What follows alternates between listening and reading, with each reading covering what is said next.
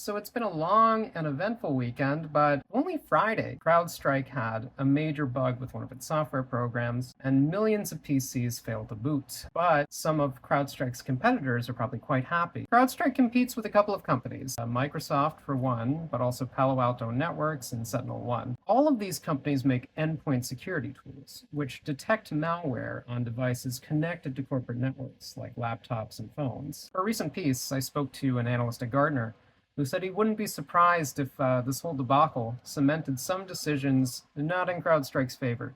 As enterprises evaluate the various software options out there, these vendors have to respond to a changing threat landscape and update their software frequently, and sometimes those updates go terribly wrong. And CrowdStrike wasn't the lucky one this time, but it could be a different vendor next time, and customers of these vendors understand that. They almost expect it to happen, hopefully not catastrophically like it did Friday, but they know there's going to be bumps in the road. And for what it's worth, Goldman Sachs last week released a memo suggesting that customers and companies will stick with the vendors that they know, care more about how the vendors respond to incidents like this. I think a quote from an analyst at Moody's last Friday kind of sums it up. He said it's not so much about one software versus the other, how one might be superior in some respects and the other might be inferior. It's more about how corporate America is built on a very fragile security infrastructure, and it doesn't take much to bring it all crashing down.